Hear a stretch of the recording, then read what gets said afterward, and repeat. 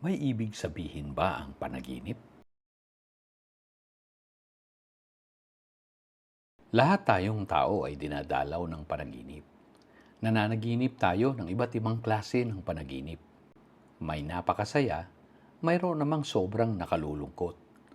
Siyempre naroon rin ang nakakatakot na panaginip. Sa lahat ng mga panaginip na nararanasan natin, hindi maiwasan na magtanong tayo nang sa kung ano kaya ang ibig sabihin ng mga panaginip nating iyon. Hindi nga ba't kapag nasa gitna ng masarap na panaginip at tayo ay nagising bigla, sinusubok nating matulog muli, baka sakaling maituloy pa natin ang panaginip na iyon. Samantalang iba naman kapag nakakatakot at masama ang panaginip, para bang ayaw na nating matulog uli.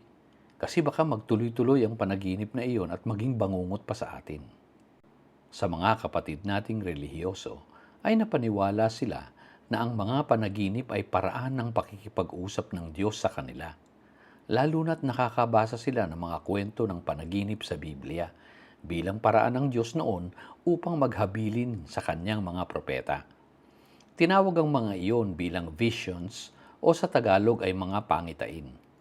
Kaya naman maraming mga pastor, pari, leader, o kahit mga manggagawa ng kanilang simbahan ang hanggang ngayon ay nanguhula o nag-i-interpret raw ng mga panaginip ng tao.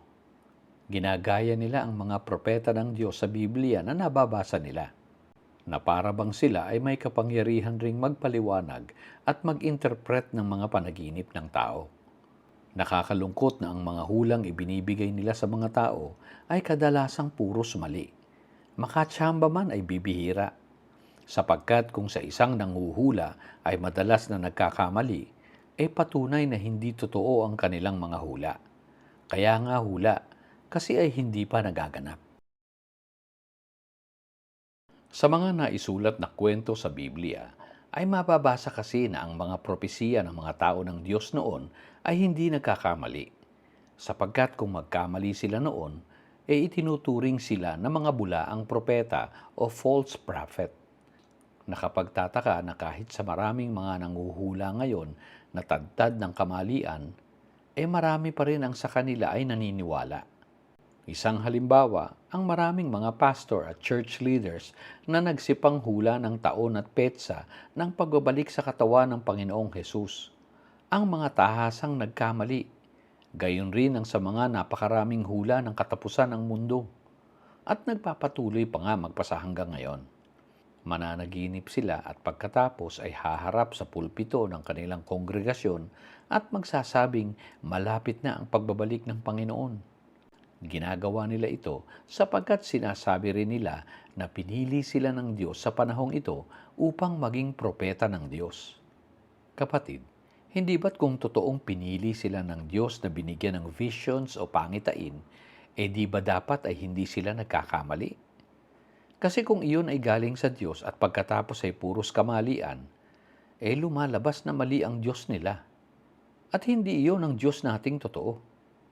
Ganito nga kasi ang nangyayari kapag ang mga hula sa Biblia na mga hula na dapat maganap sa kanilang panahon, aangkinin ng mga tao, lalo na ngayon at sasabihin sa ating panahon palang magaganap.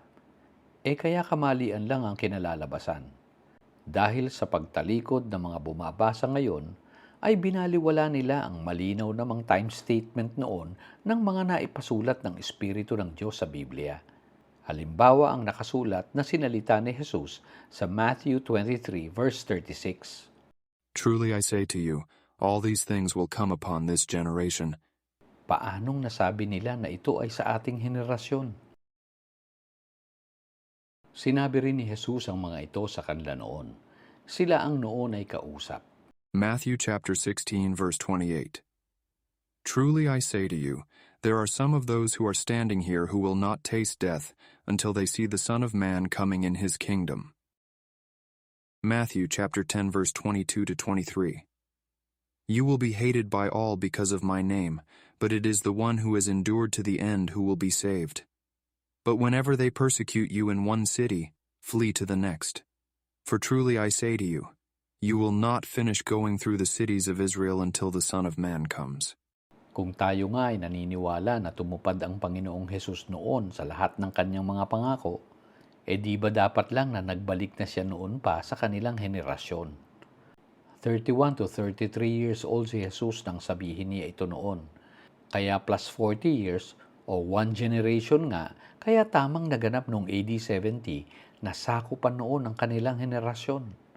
Hindi gaya ng mga hula at interpretasyon ngayon ng mga pastor at mga taong simbahan na sa kanilang panaginip raw ay darating pa lang ang Panginoong Hesus. Dahil sa pinaghalong panaginip o visions raw nila kasama ang maling pag-angkin nila sa mga sulat ng Biblia, nagdala sa kanila ng mga hulang puros kamalian. Bagamat patuloy pang nangyayari ang mga kamalian ng mga taong nagsasabi na sila ay alagad ng Diyos, patuloy pa rin silang tinatangkilik ng mga miyembro nila.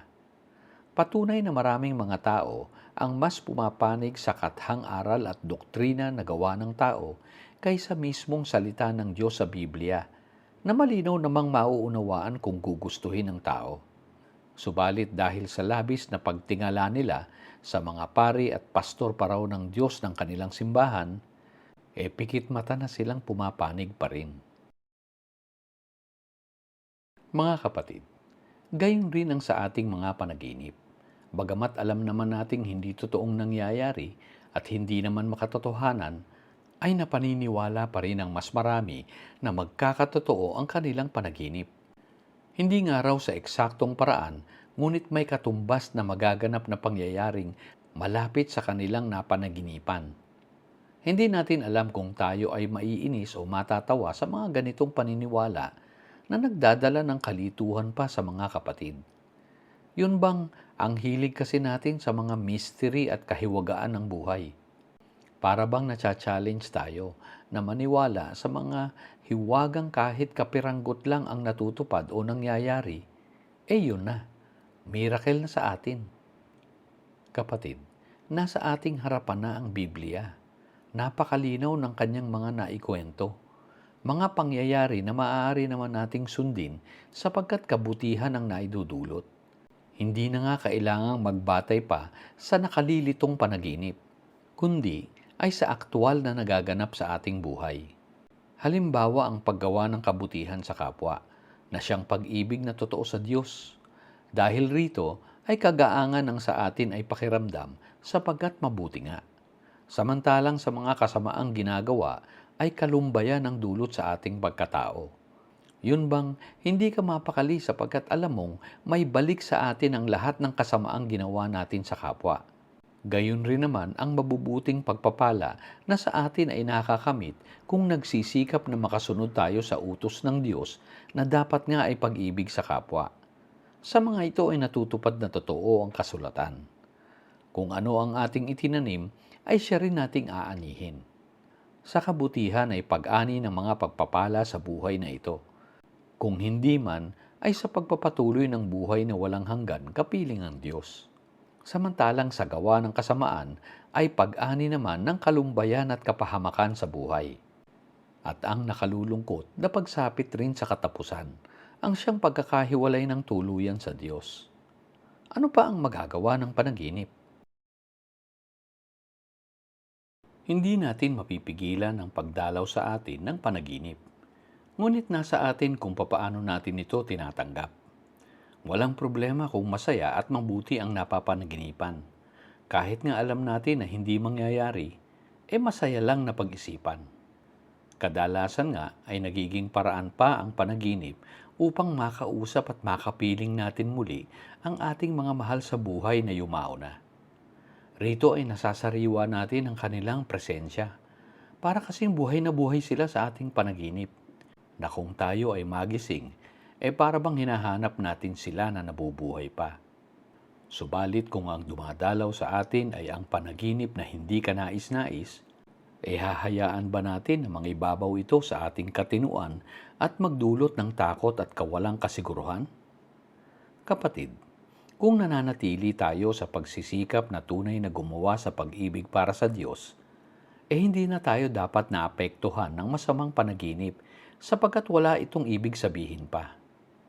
Ang ating mga kasalanang nagawa noon, na atin namang pinagsisihang totoo sa Diyos ay hindi na dapat na bumabahala sa atin.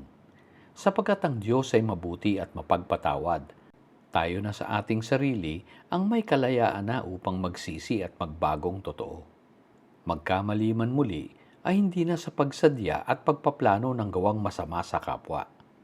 Ang Diyos nga ay hindi na nagpaparusa pa, sapagkat tayo na sa ating sariling kagagawan ang tatanggap ng ayon sa ating ginawa. Mabuti man o masama, ito ang kalayaan nga ng lahat mula sa mga batas noon ng kaparusahan. Oo nga't ang tao at gobyerno ngayon ay may mga batas na ipinatutupad pa rin para sa layuning magpigil sa tao mula sa paggawa ng kasamaan sa kapwa. Ngunit ang bagong kasunduan sa Panginoon ay kalayaan pa rin ng lahat na gumawa sa pag-ibig sa kapwa. Nariyan man ang batas ng lipunan, nariyan pa rin naman ang kalayaan ng bawat isa para sa pagpapatawad. Ang kabutihang idinidikta ng ating konsensya, hindi ng panaginip.